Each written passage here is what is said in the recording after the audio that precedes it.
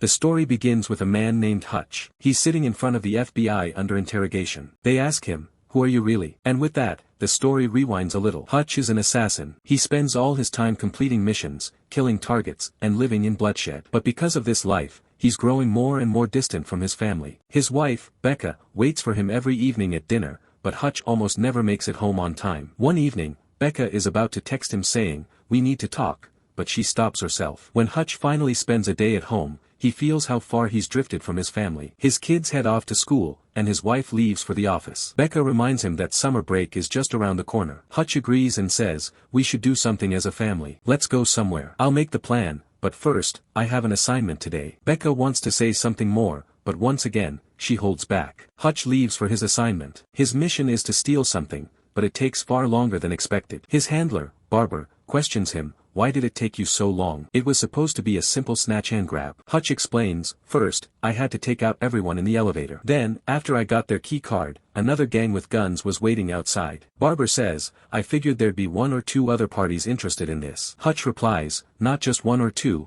there were three." After wiping out the gunman, Hutch also had to face a Brazilian gang wielding machetes, but Hutch single-handedly took them all down. Barber shrugs it off. "Well, doesn't matter. The job got done. Your $30 million debt just went down by 800 grand. You see, some time ago, Hutch burned the money of a Russian gangster, and ever since, he's been repaying that debt." But Hutch says he needs a break. Barber wishes him luck but adds, "This job is in your nature, and nature always wins." We then see Hutch remembering an ad he spotted while fighting those thugs. It was for a place called Plumberville. He shows his family an introduction video of this amusement park filled with rides and water slides. Hutch says, "This place has everything. Even Grandpa will love it." But when the kids hear that Grandpa is coming too, they start losing interest. Hutch explains, "This is the only place I visited as a kid. My father brought me here. I want all of us to go together just once." Hearing this, his whole family agrees. They pick up Hutch's father, David. He has to put out his cigar before getting into the car. Together, singing along the way, the family arrives at Plumberville. But as they head toward the water park, they learn it's closed for the day. Instead, they're given coupons for hot dogs. At the hot dog stand, Hutch remembers how he and his brother, Harry, used to eat here when they were kids. But now, sitting in the same spot, is the local sheriff. He asks Hutch, "What are you looking at?" The tension between them begins to rise. Hutch takes his hot dogs and sits with his family. After eating, they head to the arcade to play some games. Brady wins a stack of tickets and kindly gives them to a group of nearby girls, but one of the girls' boyfriends doesn't like it. He demands Brady apologize for something he didn't even do. To make things worse, the boy rips apart Sammy's toy. Brady stands up to him, and a fight breaks out. The arcade manager steps in. Hutch tries to calm everything down. Becca insists they should just leave, but as they're walking out, the manager slaps little Sammy on the head. That crosses the line for Hutch. He turns back inside, and there he reveals his true self, showing everyone what he's really capable of. One by one, Hutch takes them down, and finally, he delivers a slap to the arcade manager's head. But because of what Hutch did, the police took his whole family in for questioning. While they sat to the side, Brady looked at his dad and said, "What you did back there was awesome." But Hutch didn't see it that way. Soon after, the sheriff brought Hutch into his office. There, sitting in the sheriff's chair, was a man named Wyatt. Wyatt controlled the entire town, and the boy from the arcade, he was Wyatt's son. Brady had injured that boy's pitching arm during the fight. Hutch calmly replied, "One of those men smacked my daughter. If you were in my place, what would you have done?" Hearing this, Wyatt let Hutch go, but the sheriff quietly gave his officers some different orders. Back at the hotel, Becca lashed out at Hutch. "Why did you let your other side show?" she said. "Your son is already becoming too aggressive." She asked what was in his work bag, suspecting Hutch had brought something dangerous with him. But inside was only a bottle of wine. This was the same wine from the place where Hutch and Becca had first met. Becca softened, hugged him, and they began talking. She told him, "From the moment I first met you, I knew who you really were. You were covered in blood." The next day, the family spent time playing more games. Meanwhile, David stayed back at his old lodge. That's when Hutch noticed a police officer secretly taking pictures of them. Later, when they went on a duck boat ride, the same officer showed up again, this time with a group of thugs. Hutch quickly ushered his family onto one boat but didn't join them. He said his stomach was upset. Instead, he boarded a different boat. The officer followed Hutch onto the boat, but when more tourists started boarding, the officer and his men were forced to keep up their act. Once the boat set off, the officer leaned in and said,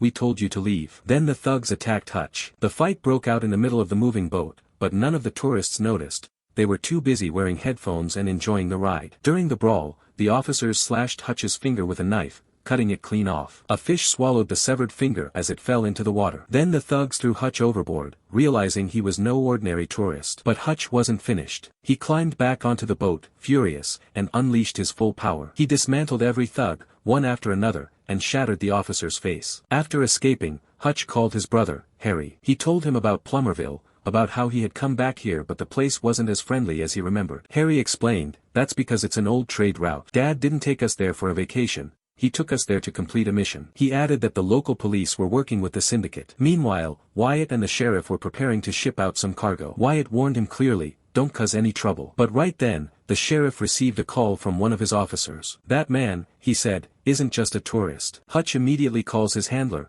Barber, and asks about Plumberville. Barber tells him the truth. That place is controlled by a woman named Lendina. Lendina was a ruthless woman who could never tolerate a loss. Anyone who cost her money didn't live long. For her, Plumberville was crucial to her business. Barber advises Hutch to de-escalate the situation before things spiral out of control. Meanwhile, Wyatt gets a call from Lendina. Wyatt's plan was to finish the shipment and then cut ties with her because once it was delivered, his father's entire debt would be paid off. But Lendina didn't see it that way. According to her, this debt was never ending. She called the sheriff and ordered him to remind Wyatt who the real boss was. "Bring me something he loves most," she said. The sheriff responds by kidnapping Wyatt's son, Max. He plans to hand the boy over to Lendina, but before that can happen, Hutch shows up. Hutch lights a flame and threatens the sheriff, saying, "I'll burn everything down right here. And if anything happens to the shipment, Lendina herself will destroy you." He adds, "Leave my family alone, and I won't do anything." At first, the sheriff refuses, but realizing the risk, he reluctantly agrees. As Hutch turns to leave, his eyes fall on Max, who silently pleads for help. Hutch forces himself to walk away, gets into his car, and drives off. But he can't bring himself to abandon the boy. He turns back. Hutch charges in,